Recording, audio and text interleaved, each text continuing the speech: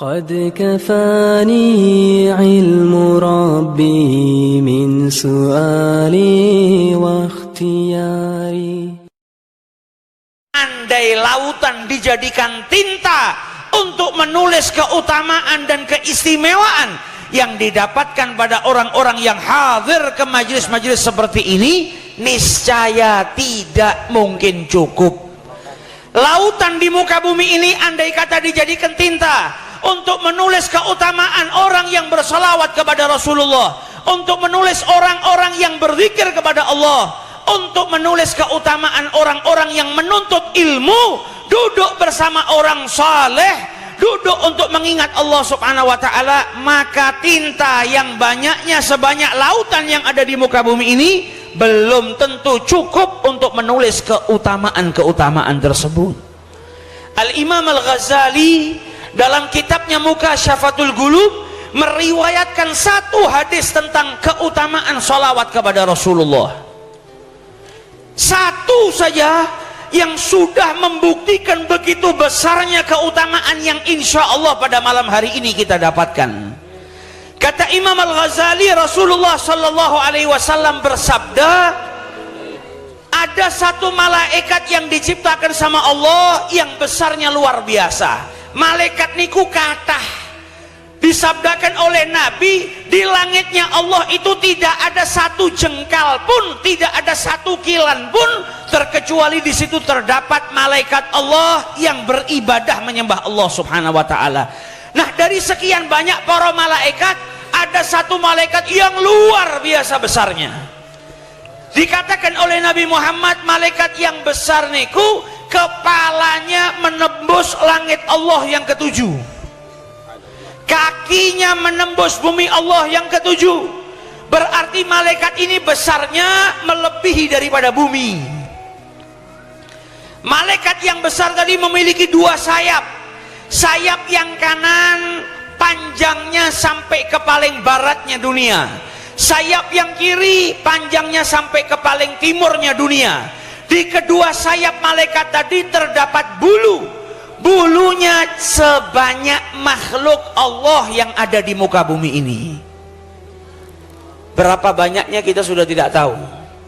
Makhluk Allah berarti manusia, jin, hewan, syaitan, tumbuh-tumbuhan, itu semua makhluknya Allah. Kapan ada makhluknya Allah? Mulai dari dunia diciptakan sampai yaumil qiyamah. Berapa banyak jumlahnya tidak terhitung. Itu malaikat cuma satu, punya dua sayap. Di sayapnya terdapat bulu. Banyaknya bulunya atau jumlah daripada bulunya itu sebanyak makhluk Allah yang Allah ciptakan. Kata Nabi Muhammad, kalau ada satu orang yang bersalawat kepadaku, maka ini malaikat diperintahkan oleh Allah untuk menceburkan dirinya ke dalam sungai yang terbuat dari cahaya, yang letaknya di bawah arasnya Allah. Setelah menceburkan dirinya ke dalam sungai itu, malaikat keluar dari sungai tadi, kemudian mengibaskan kedua sayapnya, dan dari kibasan sayapnya tadi setiap satu helai bulu meneteskan satu tetes air yang kemudian menjadi satu malaikat, yang mana malaikat tersebut bersujud di hadapan Allah, tidak mengangkat kepalanya dari sujudnya, bersujud beristighfar kepada Allah, memintakan ampun untuk orang yang bersolawat sampai hari kiamat.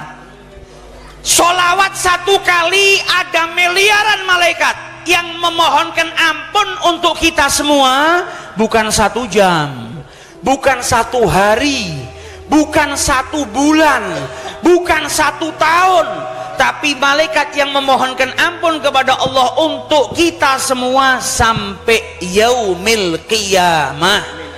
Maka dari itu dikatakan oleh Rasulullah, yang hadir majlis-majlis zikir, majlis-majlis salawat, kata beliau, qumu maghfuran lakum, bangunlah kalian dari majlis tersebut, niscaya dosa-dosa kalian diampuni oleh Allah subhanahu wa ta'ala.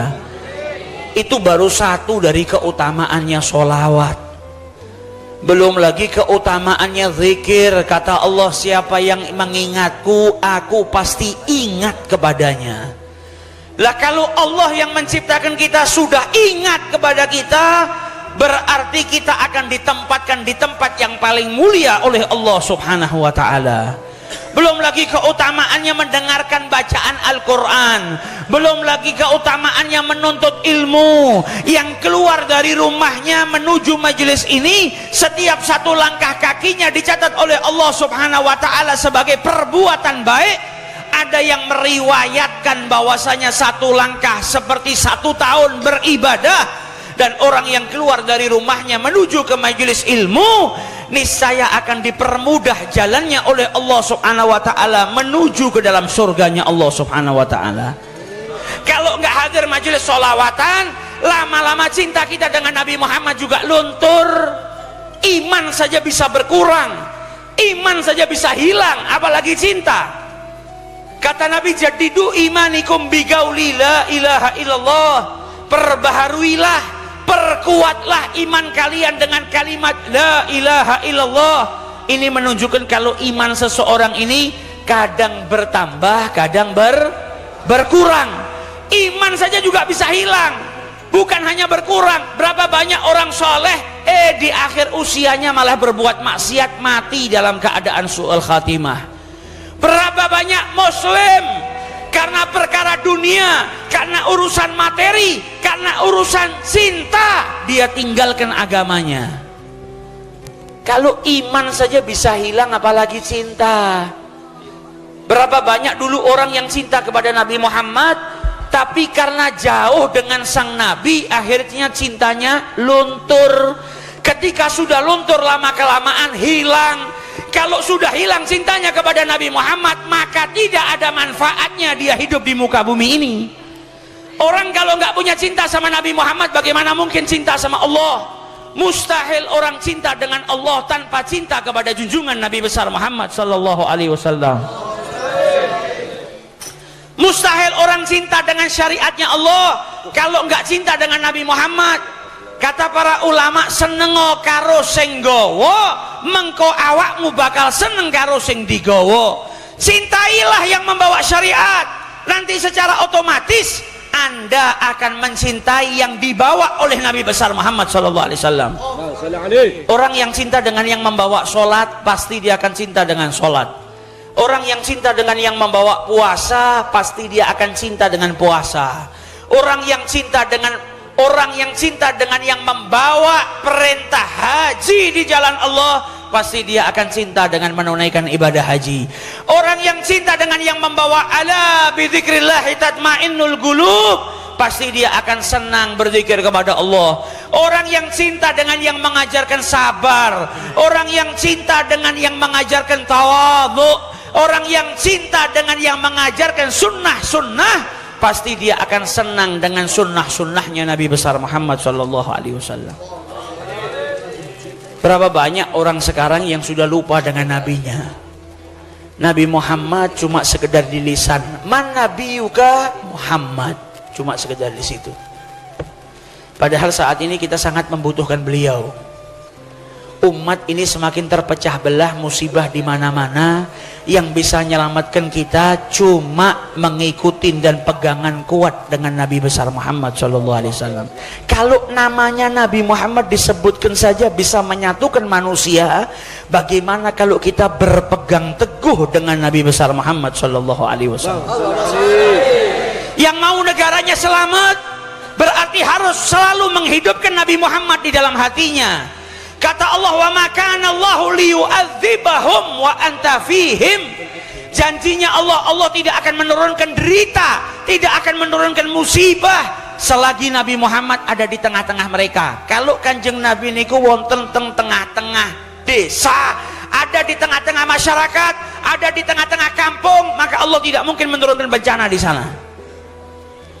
Kata para ulama ahli hikmah, adanya Nabi Muhammad bukan berarti adanya di zaman itu saja ketika beliau hidup, tapi sampai saat ini ketika kita menghidupkan sunnah Nabi, kita cinta kepada beliau, menghidupkan Nabi di hati kita, berarti Nabi Muhammad hidup di tengah-tengah kita. Kalau Nabi hidup di tengah-tengah kita, insya Allah tidak ada bencana yang turun di muka bumi ini. Jadi kalau kita mau Indonesia ini selamat, nggak ada longsor, nggak ada gempa, nggak ada aliran sesat, nggak ada fitnah, nggak ada orang-orang yang mau menghancurkan negara ini, perbanyak sholawat, hidupkan Nabi di hati kita, hidupkan Nabi di kampung kita, hidupkan Nabi di kota kita, hidupkan Nabi di pesantren kita, hidupkan Nabi di rumah-rumah kita. Ketika kita menghidupkan Nabi besar Muhammad sallallahu alaihi wasallam, yaitu dengan menghidupkan sunnah-sunnah beliau, niscaya setiap tempat yang di situ dihidupkan sunnah beliau tidak akan diturunkan bencana oleh Allah Subhanahu wa taala. Amin ya rabbal